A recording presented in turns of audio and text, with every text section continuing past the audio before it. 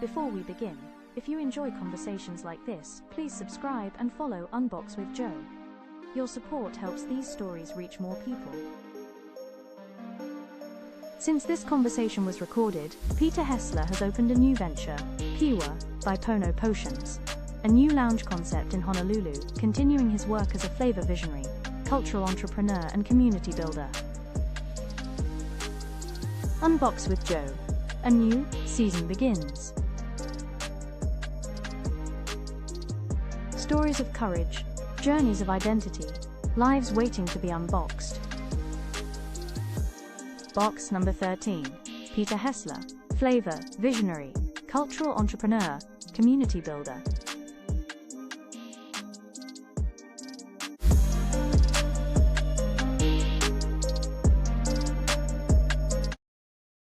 Hello and welcome back to another episode of Unbox with Joe, where we talk stories off the cuff on topics we don't run away from. The podcast where we unpack real stories from real people. Whether you're tuning in from work, at home, or abroad, I'm so glad you're here. Today, I'm really excited to share a conversation with not just an incredible entrepreneur, but also a good friend of mine, Mr. Peter Hessler. Peter is the founder of Pono Potions. Those artisanal syrups you've probably seen transforming lattes and cocktails across the islands of Hawaii. And he's also the heart behind Po'oai Cafe in Honolulu's Chinatown, a space that's as much about community as it is about coffee. We're going to talk about his journey from hospitality to entrepreneurship, from Portland to Hawaii, and also his love for Chinatown and the people who make it such a vibrant place. Peter, welcome to the show. Hi, Joe. Thank you for having me. It's good to be here. Let's start with your roots. Peter, you grew up in Portland, then made the move back to Hawaii in 2016, am I right? Correct, yes. What brought you home, and how did that decision shape your journey as both native Hawaiian and entrepreneur? That's a good question. I actually grew up in Portland from when I was born, so I never lived in Hawaii previously. My mom is native Hawaiian and grew up in Honolulu. And when she met my dad here in the 70s, they moved back to Portland in the 80s to start a family and start their own business.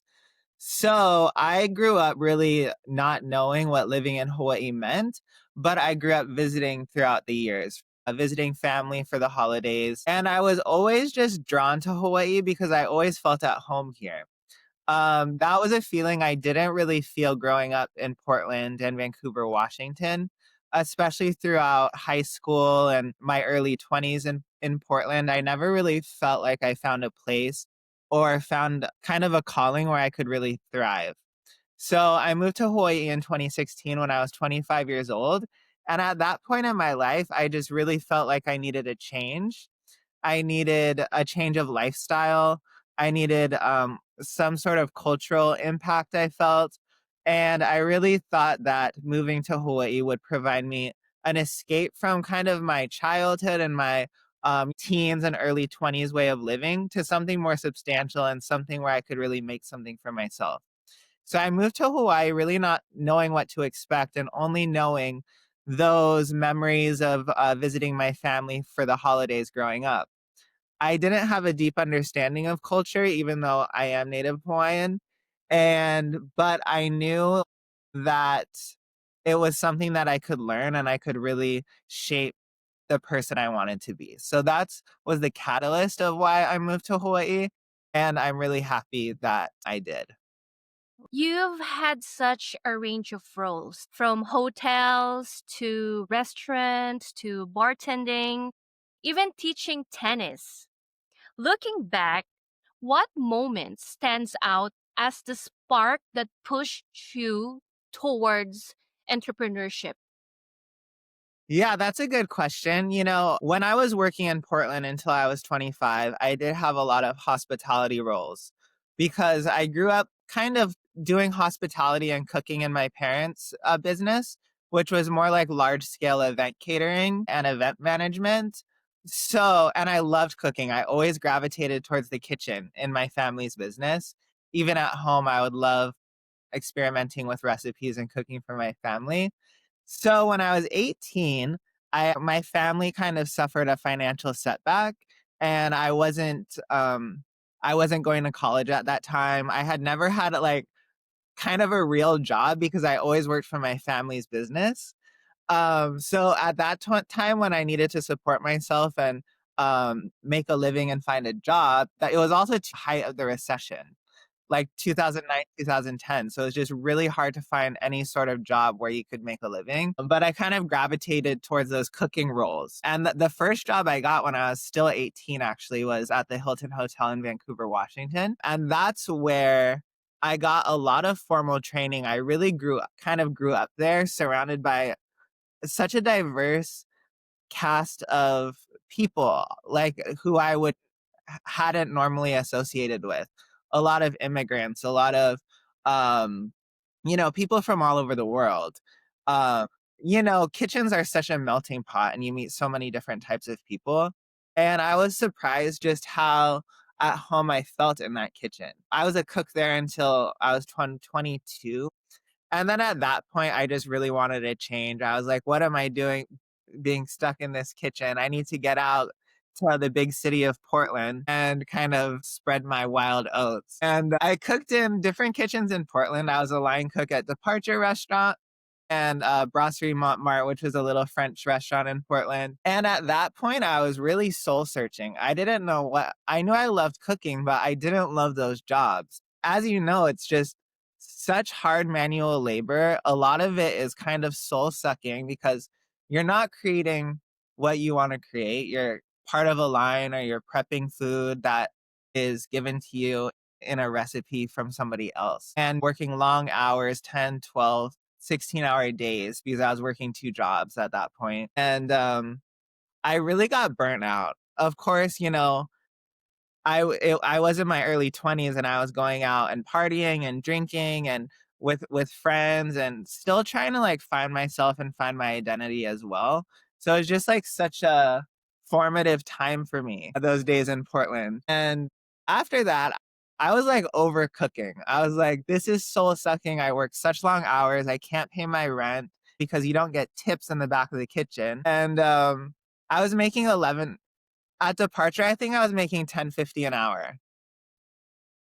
And they were like, "Oh, but don't worry, like it's so much work, you're gonna get so much overtime." So like they tried to make it up with overtime like 20 hours, which was lame because then I'm hating my life more. And so this is such a long story. I actually went back That's to okay. I actually went back to the Hilton in Vancouver and they gave me a job as a front of house supervisor, which was yippee, $12 an hour, no tips. And but that kind of gave me the experience for front of house. Because they're like, Peter, you're so good at talking to people. Like you should be in the front. I don't know what you're doing in the back cooking, but that was my passion. So they gave me the opportunity to move from back of house to front of house. And after that job, I was able to get jobs like serving and bartending, which was substantially more money because you're bringing home all those tips. And I did work in a pretty high end riverfront restaurant on the South Waterfront, which was attached to a hotel. And that was really my last hospitality job in Portland until I moved to Hawaii. But serving and bartending is also soul sucking. And when you're partying and going out at night and spending all your money, you still never get ahead. So when I did turn 25 and decided I wanted to move to Hawaii, I tried to like turn my life around really. I quit drinking for about a year. I was able to save all that money I was blowing at the clubs. And I was able to move to Hawaii and kind of start fresh. Finally, when I moved to Hawaii, I was able to get restaurant jobs. I was an opening bartender at Moku Kitchen. I worked at Chef Chai's as a server, and I also was a tennis instructor randomly at the Oahu Club. So I think with me, like I've always known what it takes to support yourself and to make a living, and it's really hard work and you have to make sacrifices. Sometimes you don't do the things you want to do. But at the end of the day, I still found joy in those jobs with the people you meet, the people you work with in the back of the kitchen, the people you get to talk to. When I was at Moku Kitchen, it was such a fun learning experience as my first job in Hawaii because everyone from that Kaka'ako neighborhood, all the professionals and interesting people would come sit at my bar and I would get to know them and talk to them. And Moku was also the catalyst for me wanting to start Pono Potions. I always knew I wanted to start a business. I just didn't know what that would be, how I would do it, uh, or really anything. I just knew I wanted to start a business. And at Moku, I was making their bar syrups, I was crafting their cocktails. And then I kind of had a moment where I realized all the cool coffee shops in Hawaii were still using the mass produced syrups from the continent. So I thought that was in my wheelhouse because I've been cooking for so long, bartending, mixology. I knew it was something I could accomplish and also that was something that was marketable. So that was the idea and I really never looked back. Well, let's talk about Pono Potions. You founded it in 2019 after realizing that so many cafes were using mass produced syrups that didn't reflect Hawaii's flavor or culture. Can you take us back to that aha moment when you decided to create something different? Yes, of course. Wow, your questions have such great segues from what I'm talking about. But It's the air sign energy. it really was an aha moment because I told you I was really dissatisfied with my work life and the trajectory it was going. Even though I was getting promoted, I was getting higher positions. I was a manager at Moku Kitchen at this point. So I could have just like hung it up and said, I'm good. I'll just like keep growing with this company and be in the restaurant business for the rest of my life and it probably would have been fine. But I really wasn't satisfied and I knew I wanted more. I knew I wanted to create something for myself. And and I was at that point in my life, I was probably 28 at this time, where I really felt like there was a crossroads. I could, stay in what I know, stay in the restaurant hospitality business, which I was also going to school for at the time, or I could really try something and make decisions for myself to hopefully have a better future that I wanted to create. So the aha moment was pretty dramatic because I do remember this time in my life. And what had happened is I went to Japan with a friend, a coworker, and when I came back, I was like, I do not want my life to be like this. I'm not satisfied with my job. I'm almost 30. And I feel like if I don't make a decision now, like I could never have my own business. I could never be doing something that I want to be doing. So it really scared me at that point.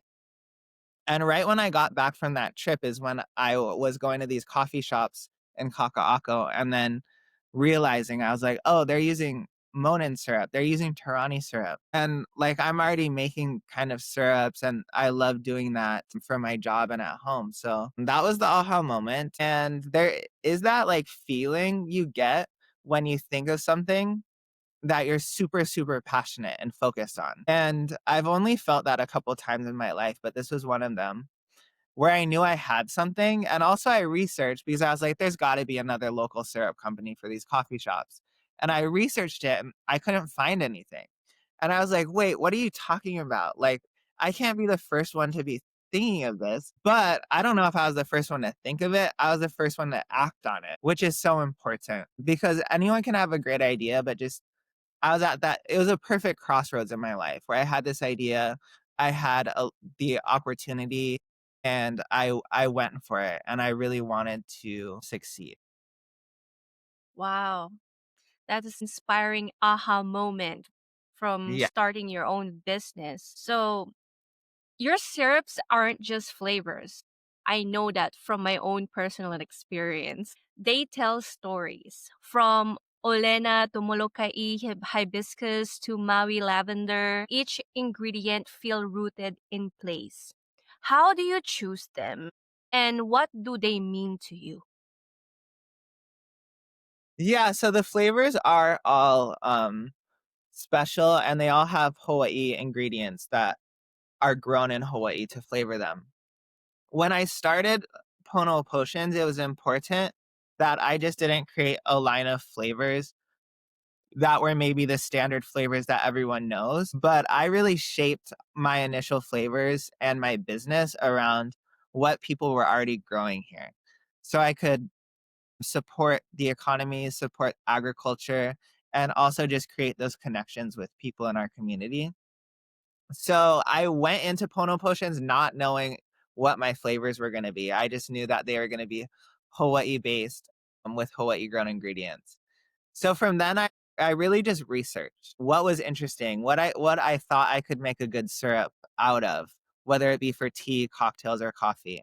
So I came across things like olena, which is turmeric, which is kind of a staple root and herb here that people use for medicinal purposes for years and years, hundreds of years. So I wanted to incorporate things like that that have cultural background here, but would also taste good. And of course, things like the lavender is awesome because people know of the Ali'i lavender farm in Maui. So to bring that to people in a more accessible way, I like, of course, things like hibiscus, which are pretty iconic in Hawaii. It's our state flower. Everybody knows red hibiscus here. But for people to taste it and to experience it in a new way, I try and keep the flavors fresh and maybe unexpected so people can just add a little taste of Hawaii in whatever beverage they like. In 2020, you won the U Venture competition first place with over $30,000 in funding and services. That must have been very huge for you. What did that recognition mean to you, and how did it help Pono Potions grow? Yeah, that was a pretty pivotal time in my business, I would say. I was trying to finish my degree in travel industry management and business at the University of Hawaii, and I had already launched Pono Potions as a business. It was less than a year old, and I saw this competition posted at the business school, and the rules were you can use a company you've already started within the last year. Honestly, I was pretty intimidated by it because I feel like business competitions at the Scheidler College of Business, people are thinking up crazy ideas. People want a tech startup. People want some sort of technology, some very shiny, cool new business, with like a team of MBAs behind it. And I'm over here like, should I even try with my little syrup business? I'm just making syrups in my kitchen. And I was like, why not? Because I was encouraged by one of my good friends, Madonna Perez, to do it because she was also getting her law degree at the time and she saw this competition. She was like, Pete, you have to do this. I'll be on your team. And I think you needed at least two people on a team for this competition. So she really encouraged me. It was me, Madonna, and my sister Christy Lay on our team. And it was a lot of hard work because there was multiple rounds, I believe 3 rounds. Each round you had to submit pages and pages of documents about your business plan, your idea, feasibility, growth, margins, all that. So it really helped me kind of think about my business in an analytical way and kind of get feedback from the business school and mentors, which was really important. And at this time, just so happens, COVID-19 broke out because it started in 2019, this competition, and ended in 2020. So pretty much all of my clients that I was servicing with Pono Potions were closing down. Love Mm. that. And I was entering this business competition, with a very new business that I didn't know where it was going to go. But as we progressed in the competition, round after round, we got good feedback. We met with mentors and we kept advancing, which was really cool. So, and we advanced to the final round. There was only three companies, three companies in the final round. Me making syrups in my grandma's backyard and delivering it in my station wagon. Super smart business students that created a vest to help with people with autism. The third one, I think it was an app to promote fresh fish. Like fishermen could use this app to sell their fish.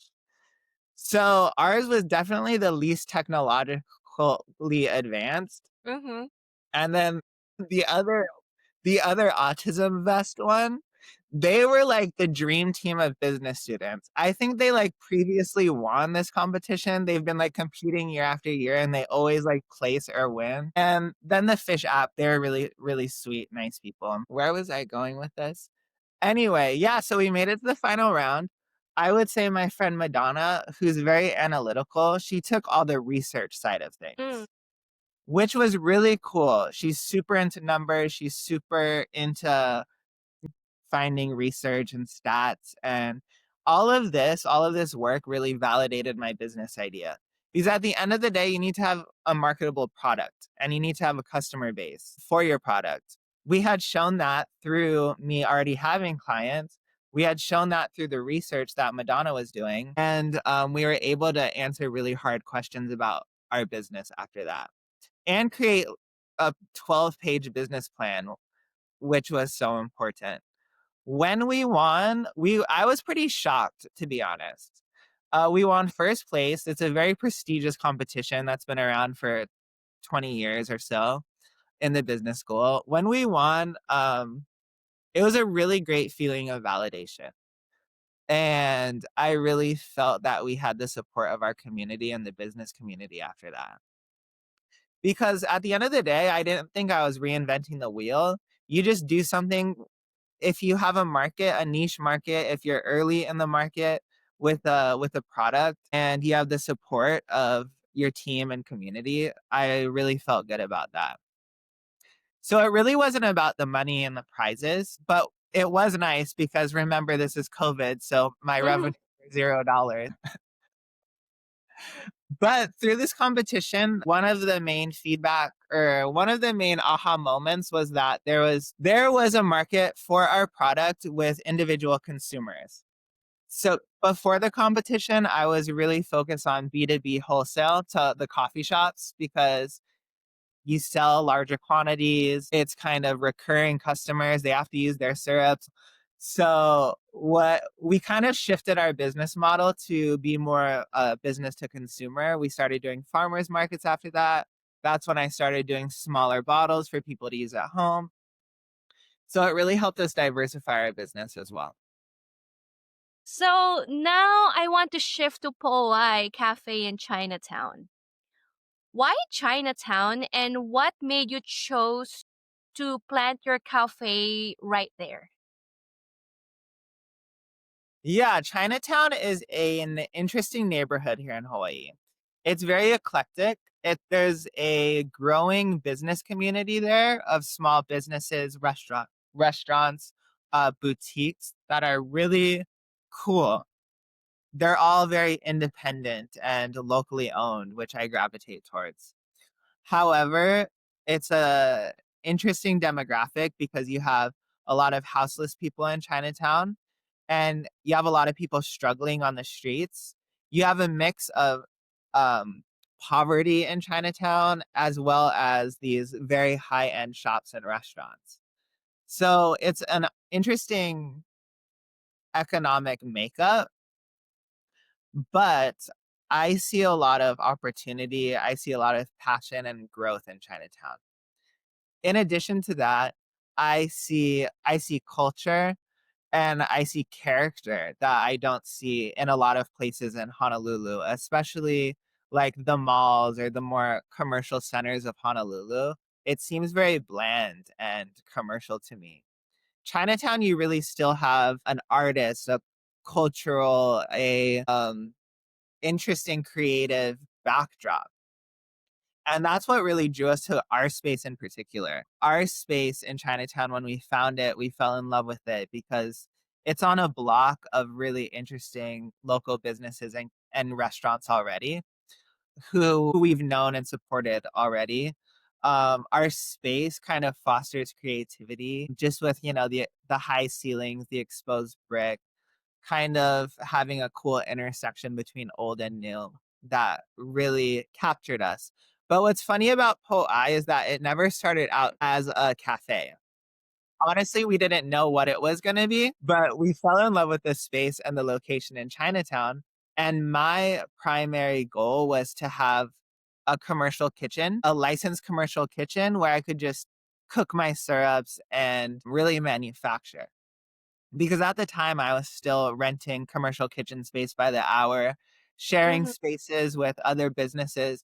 So you could never like set up a kitchen. You always had to like take all your stuff with you at the end of the day. You never knew who was going to be there. Of course, that world. Mm-hmm. So that was my primary goal. I wanted a space of my own where I could have a little kitchen and just make my syrups. This is a funny side note, but when I created Pono Potions, I was excited about the prospect of me not having to talk to people because I was over it after so many years of hospitality. I was so drained of talking to people and doing customer service. So I thought if I could make my syrups, bottle my syrups, deliver it to these other cafes and businesses, I'm on the back end. I don't have to be front facing. I don't have to deal with customer service. However, when we moved into Po I and saw this space, we were inspired by the sidewalk culture there, the other unique businesses there. So we're like, oh, we have to open up this up to the public.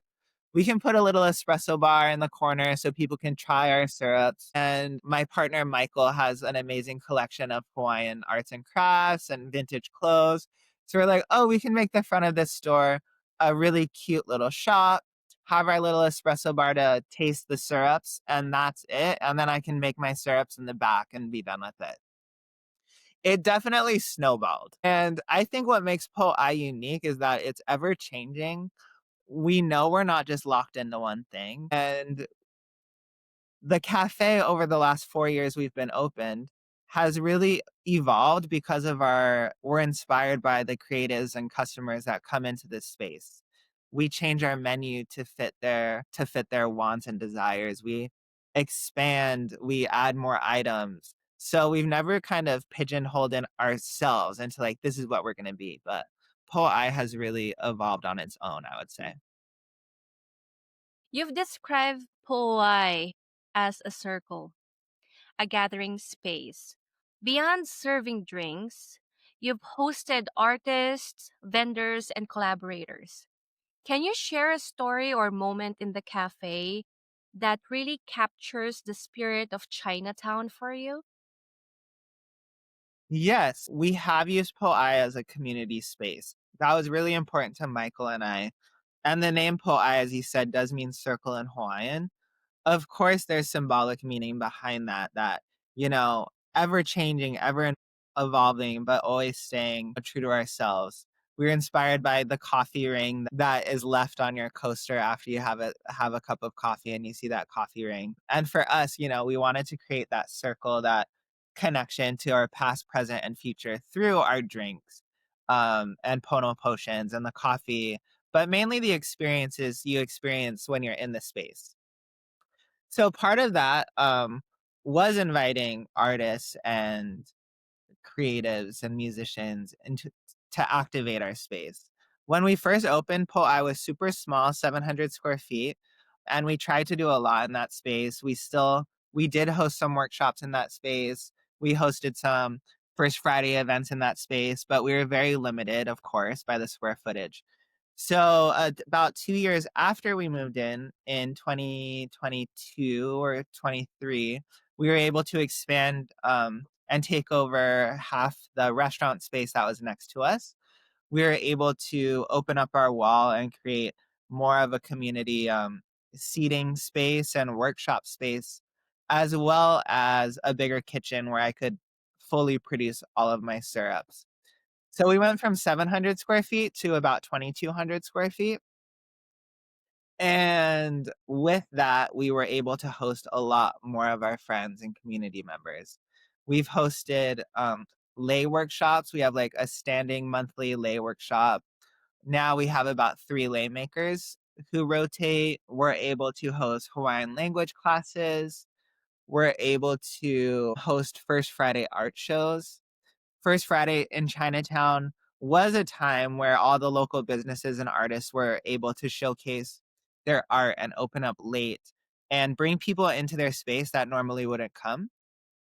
So we really tried to bring that back as well, showcasing different artists from lei hulu, which is the traditional feather lei in Hawaii, to we just hosted an architecture art show from one of our friends talking about what it means to call Hawaii home. And just, all of these are so unrelated, but at the same time, they coincide perfectly with the neighborhood, the landscape of Hawaii as a whole. So I would say our last art show with our good friend Logan, who's an architecture student, really did showcase all of that because she had 5 architects come in and show their art and kind of explain what it means to call Hawaii home from a design perspective. And but also that was such a fun event because everyone was coming in off the streets because they were just so interested in what was going on. So it was a great intersection of young people, older kupuna, hula dancers who were dancing in the space all night, to young kids who were just trying to get wasted in Chinatown on a they were all like kind of attracted to this one event, which kind of shows the cool mix of characters we have in Chinatown. Wow, that is such a spectacular, event going on. And congratulations on your recent event and then drawing more people and inspiration towards the craft that each and every one of you has to offer. One thing that I truly admire about your work is how much it's grounded in values. Pono means balance, integrity, doing what's right. How do you try to live that out in your business day to day? Yeah, for us, Pono is in our name, of course, but we don't claim that word as our own. We look at it more as our leading value and something we strive for in our business. So, Pono is one of the most important and biggest Hawaiian values, meaning what you said, having balance, having people say righteousness, but really finding meaning and intention in whatever you do is how I see it as well. And, if we take something, we try and give something back. So when I started Pono Potions, that was always weaved into our syrups, into our values of sustainability, of giving back to our community. We would donate $1 of every bottle to the Hawaii Food Bank when I started. And we always try and volunteer and invite people into our spaces, recycle all our bottles. So we offer a discount for all of our wholesale clients who return our glass bottles and we're able to wash them and reuse them. So there's little things like that that are like logistical things we can do to promote sustainability and being Pono with our islands. For us, it's really just everything I just said about incorporating community, how that circle of Po'ai can bring in values of our past and present, and kind of just keeping that as a guiding light for us. You've made giving back a core part of your model, supporting local farmers, running a bottle recycling program, donating to the Hawaii Food Bank. Why is reinvesting in the community such an important piece for you? I think Hawaii is a very unique place where you really see those karmic effects on your personal life and on your business, whether that's your intention or not. And for me, it wasn't my intention to reap the rewards on the end. But I think just because we've implemented all of these things in our business model from the beginning and we try and live that, we have been blessed tenfold in what we have given. Like the community who supports us in Hawaii, just the love people have for us now. And it's not something we take for granted. But I think Hawaii is that full circle economy. And the businesses who put in will get back from their community 10 times. And of course, the pandemic forced everyone to adapt. You shifted from wholesale to direct sales, even opening a cafe during a time of uncertainty. What gave you the courage to keep moving forward? Well, in all honesty, desperation, because I didn't have a backup plan. And I think sometimes that's what you need to start a business, and you really need to go in all in on something and feel like there is no safety net. And I really did feel like this was my one shot. This was my one chance at doing something I've always dreamed about doing, running my own brand and my own business and making my own decisions. Um, and I did go all in. I quit my jobs. I maxed out my credit cards. I put in my savings, the little savings I had, just to start my initial business. So doing all of these things, you I feel like entrepreneurs and business owners have a higher fear tolerance, and I think, yeah, my just being scared of the unknown and what could happen has dramatically decreased in me from when I started my business.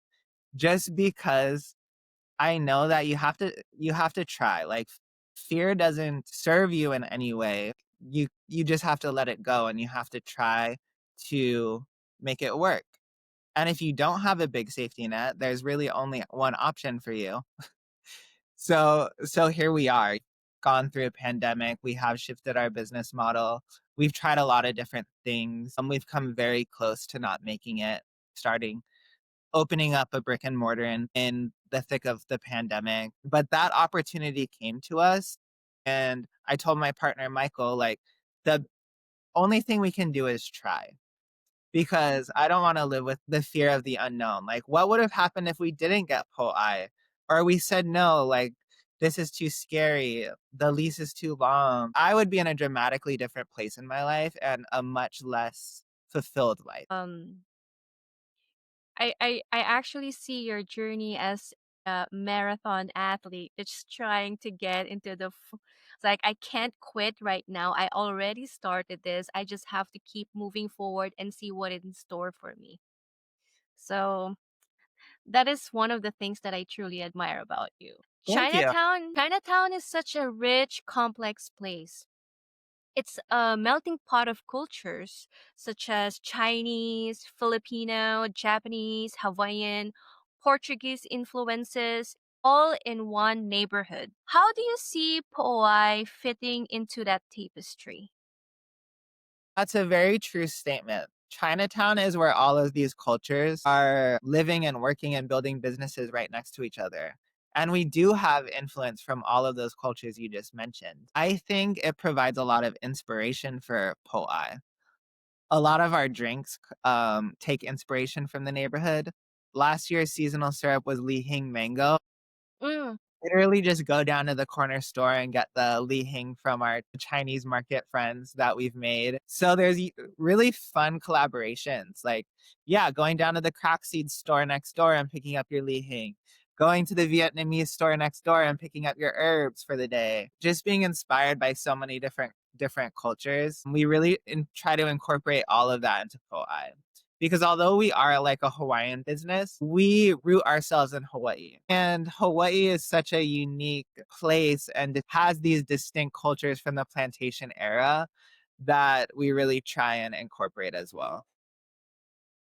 Some people see Chinatown as a place in transition. It has its struggles, but also this incredible energy from artists and small businesses like yours. What's your hope for its future, and how do you want to be part of the story? Yeah, I think people have labeled Chinatown as a place in transition probably for the last 20 years. So a part of me is like, maybe it's not. Like, maybe we're just chilling and this is what it is. Like, we don't have to be transitioning all the time. But people say that because there is this weird dichotomy of expensive restaurants, expensive boutiques, and then the mom and pop vegetable market and the houseless population. So the socioeconomic demographics of Chinatown make no sense, but at the same time, that is what draws so many people there. It's this juxtaposition of cultures and values, which is pretty inspiring. And I think us being there right now is kind of a reminder for people that Chinatown is still that cool place where I would say the initial like renaissance of Chinatown maybe happened 10 to 15 years ago when these cool restaurants were moving in and some cool shops. But to keep having similar businesses move to Chinatown kind of reinvigorates it and kind of reestablishes it as a place for young entrepreneurs and visionaries to be. One thing we don't want to see is Chinatown being the next gentrified area, like super gentrified. We don't want to see a Starbucks on every corner of Chinatown.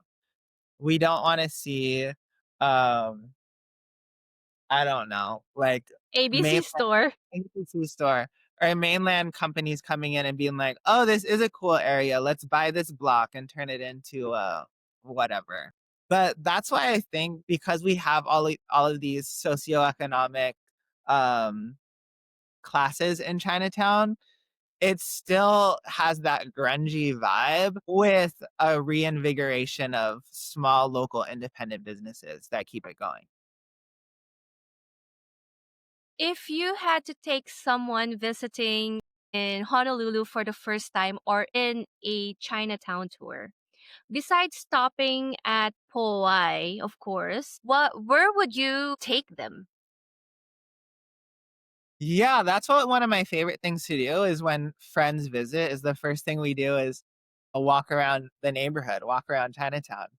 I describe it to people kind of like Mr. Rogers' neighborhood, where Mr. Rogers would go outside and walk around and visit his friends at the piano factory or at the clothes manufacturer or wherever. And Chinatown still feels like that. You can walk around and we can wave to our friend Tanya making her clothes in the back of her factory. We can go visit Roberta Oakes, who makes handmade aloha shirts on the corner. We can go visit the photography studio and say hi to our friend Paul there.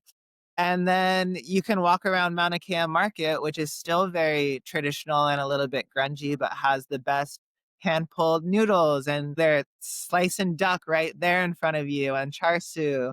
And you can go get a whole fish and eat it on the counter if you want. So I would do all of those things.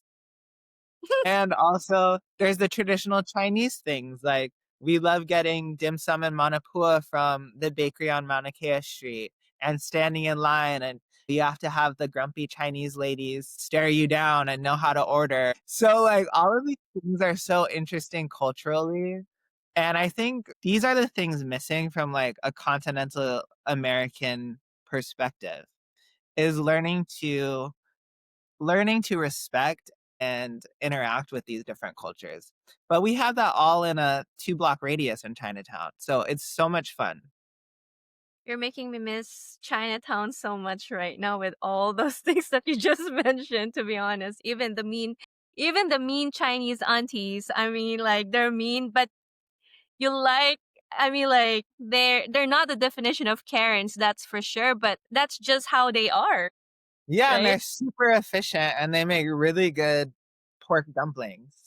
Or lotus cakes on Yeah. like Chinese New Year. We could go to Fete, which is a James Beard award-winning restaurant, and sit at the bar for a martini and some of the best food you'd ever eat. So like Definitely. Mauna Kea Market for char siu being sliced in front of you to like James Beard award winning happy hour to end the day. Like it's Definitely. crazy to think about. And I feel so blessed to be a part of that community. Chinatown in Honolulu is such a hidden gem. Mm. So, Peter, looking back at your journey, from working in hotels and restaurants to winning awards to creating a space that feels like home for so many, what's one lesson you hold closest as an entrepreneur? One lesson I hold closest as an entrepreneur. I think being an entrepreneur isn't just one thing. Of course, you need a business idea. and you need to act on that business, which I think is the hardest part, is starting. So I think the biggest lesson is finding your passion and turning that into something you can actually start. And starting is always the hardest part. So I think that, and then also just not being so strict in your business to not allow for change and evolution. Because I could have never imagined where my business is now and what we were doing with Po and our little syrup business from when I started. And I'm just so happy that I've had the people around me to collaborate with and to kind of guide our business, because it's never just one thing. Okay, Peter, I always end with three questions I ask all my guests. Are you ready? Mhm. Of course, you are always born ready. So, if you could speak to your 5-year-old self, what would you tell him? Man, this is so funny. This is like RuPaul's Drag Race. They do that. 5-year-old self.